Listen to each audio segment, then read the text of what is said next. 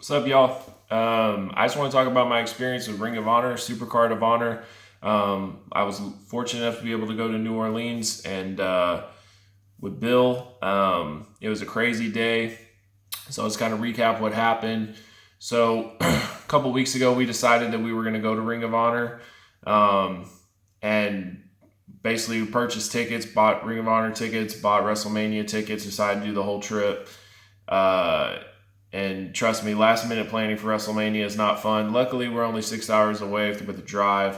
So we decided to drive to New Orleans. I woke up around 4:30 in the morning. I headed to Bill's, got there about 5-ish. And then we headed down to New Orleans. We got there probably around 2:30 is when we got to Ring of Honor. It was in a lakefront arena, it's in a university. And when you walk in, Matt Taven, the Kingdom, they're out there talking crap on a van with a intercom, basically trashing anybody with a Bullet Club shirt. And they were out there for literally I don't know, 5-6 hours. Whatever. Hats off to them, but they were running out of material quick. So you walk up a ramp and you go in, and they had a booth set up to where you would buy tickets. And when you buy the tickets, that's who you're going to do for the meet and greet. So you don't just go in a line and then pay up there or anything like that. You literally buy your tickets first and then you get in line. So I bought a Kenny Omega, a Kota Ibushi, a Marty Scurll, and a Cody Rhodes. That was $180, by the way. And then we went and got in line. As soon as we first got in line, I saw Tanahashi, saw the Motor City Machine Guns, saw SoCal Uncensored, and most of them didn't have lines anymore. Their time was almost up. And that was one of the problems too, is that everybody cost. And so there's a lot of people that are just not going to spend $30 to meet the Motor City Machine Guns at this point. You know what I mean? So a lot of these guys didn't even have lines. So it's kind of the Virgil thing going on. But anyways, we went in and got in line. Kenny Omega's line way back there. It was crazy. Luckily, we got in line around 2:30. Kenny didn't start signing until 3.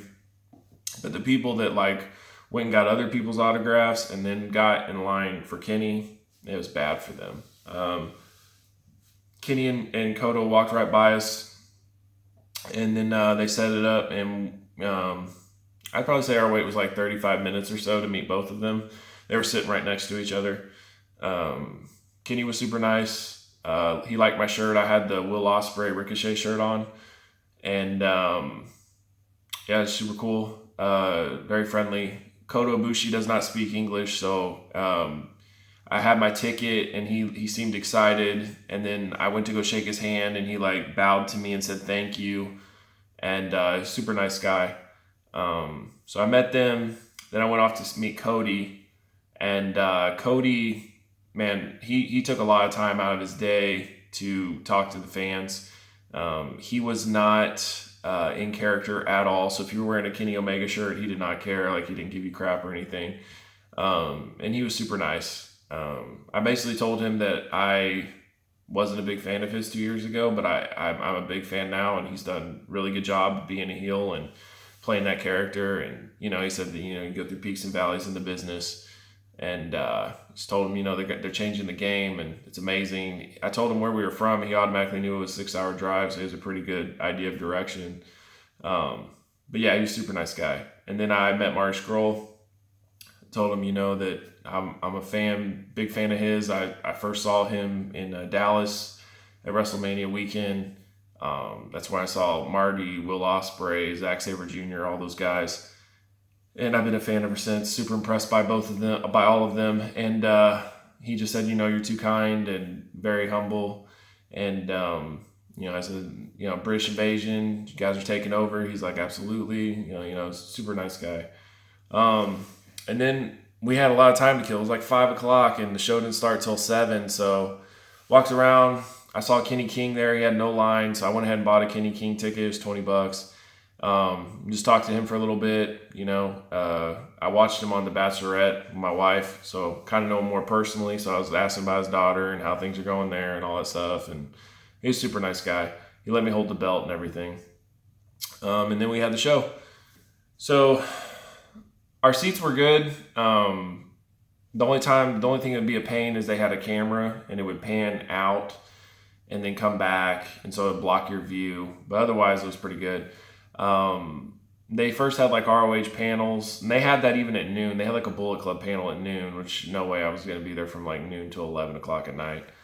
So we went in there, and they were doing the panel with Kazarian, Daniels, Jay Lethal, Kerry Silkin, and Chris Sabin, I think.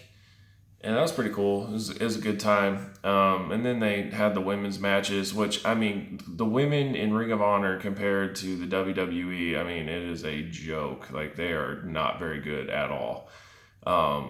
So, yeah, suffered through those matches.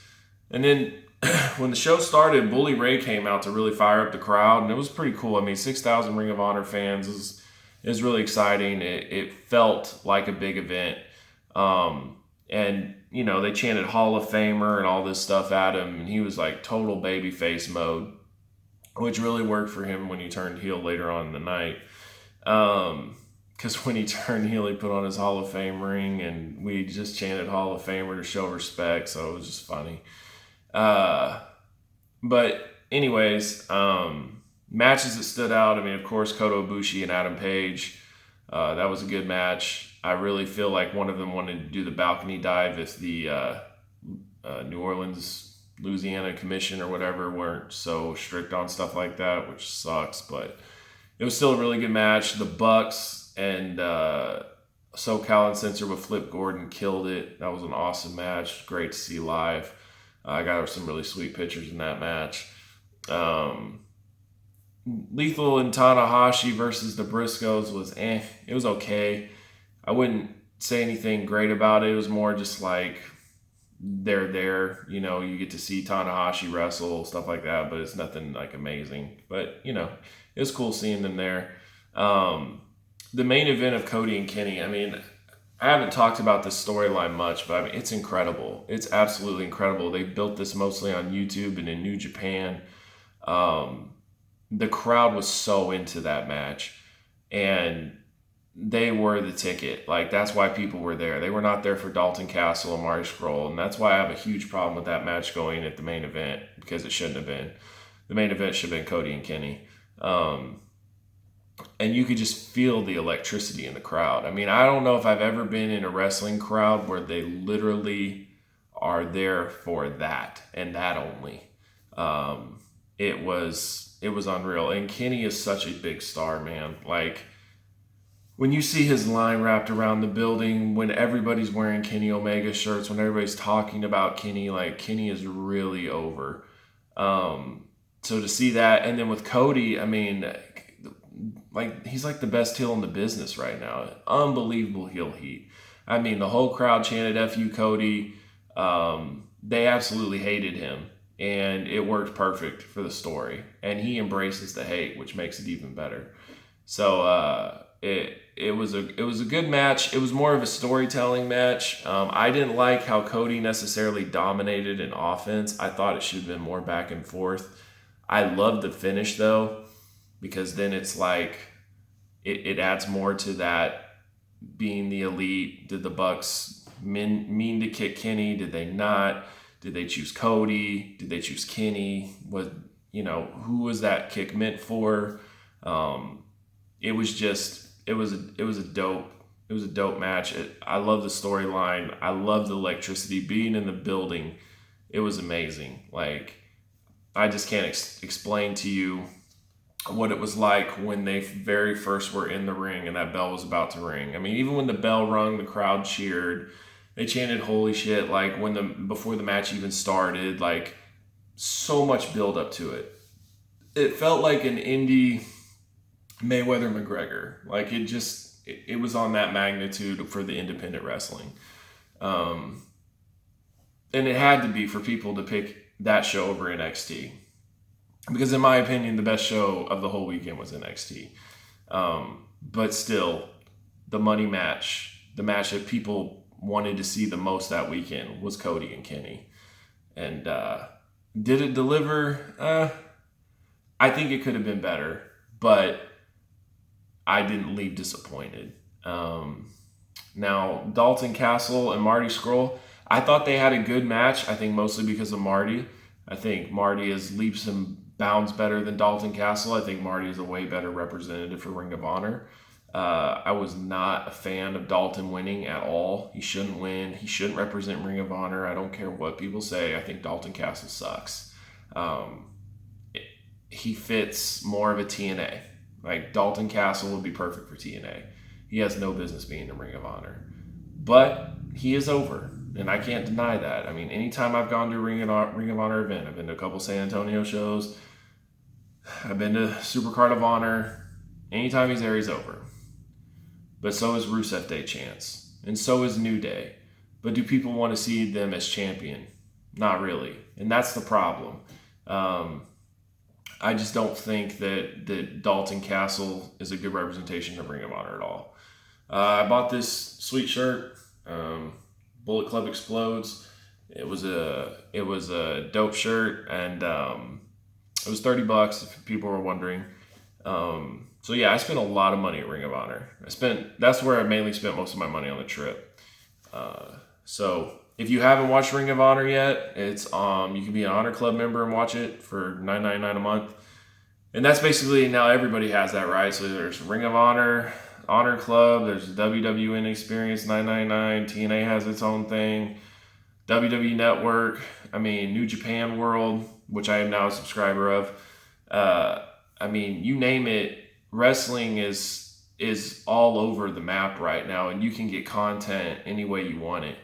And one thing that I did notice a lot, that I heard a lot while waiting in line to meet these guys, was that people had stopped watching wrestling for a while, and now they're coming back. And, people are talking about this is the next big boom in wrestling. And I don't know if that's the case. I don't think we'll ever see Attitude Era. But, man, you're seeing a lot of Bullet Club shirts ever since that Hot Topic deal, man, where people can get these shirts. Like, you're seeing Villain Club, Bullet Club, New Japan shirts, like Ring of Honor shirts, WWE. Like, it's starting to be a big thing again, and that's exciting. That's definitely exciting. The sad thing is, I think out of all the rosters, WWE is not delivering as well. And I'm not putting TNA in that category. Like, no, not at all. I'm talking more like New Japan, Ring of Honor, WWE, NXT. To me, NXT, when it comes to NXT TakeOver, there's no better show. NXT TakeOver is a can't miss show. You absolutely have to see NXT TakeOver every single time. And the roster is absolutely loaded. But WWE, it's a lot of questionable decisions. I just think a lot of it, just Vince is outdated. He has passed his prime. He just doesn't understand what is cool today. I think Triple H has a way better dial on everything. And that explains why NXT is so good. So I think it's so funny, and the irony of it, right? Like the guy that the Smarks hated the most, the Antichrist of Smarks, Triple H, is going to end up being the one that's going to take this business to new heights and improve wrestling dramatically. So it's funny how things go. I'll do a video on WrestleMania and my experience there. And one more thing, okay? At Ring of Honor, I had to sit next to this moron, okay? Like, I understand that there's smart marks, and I understand there's people that get the business, and that's fine. But I have never met a level of a nerd than this guy. He had the full 80s mullet with the headband and a leather jacket with his Kenny Omega shirt, and he was talking about Brian Cage Taylor, how cool he is, and all this crap. And everything he said it so loud that, like, you could not hear him. He was so annoying. And then on top of that, he brings his huge water buffalo of a wife, who's probably like literally 450 pounds. And she was so obnoxious. I'm not trying to bash fat people, but as a person, she was scum. I mean, I swear she dropped the F-bomb 40 times talking about Teddy Hart and all that. And like, seriously, if you're at these live events, understand that you're not the only people there. Like, that couple just disgust me. And it kind of represented what I saw in New Orleans, to be honest. Like, I was not impressed by New Orleans whatsoever. If you live there, I'm sorry. I probably will never go back.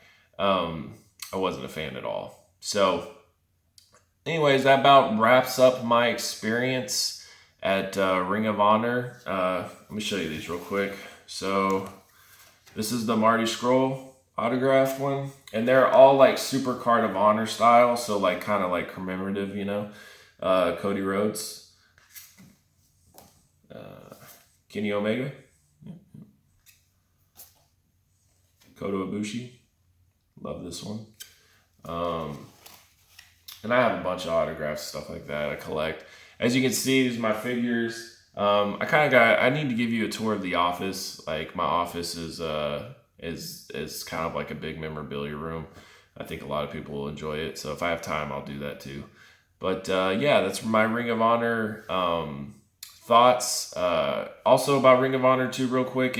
If they ever lost their New Japan deal, they would be in so much trouble because their roster is not that impressive at all. And when New Japan guys aren't participating in it, it's pretty grim. So Ring of Honor needs to really bring in some new talent. And not just rely on New Japan, otherwise they're going to be in serious trouble. So with that, you guys take care, and I'll be seeing you in the next video.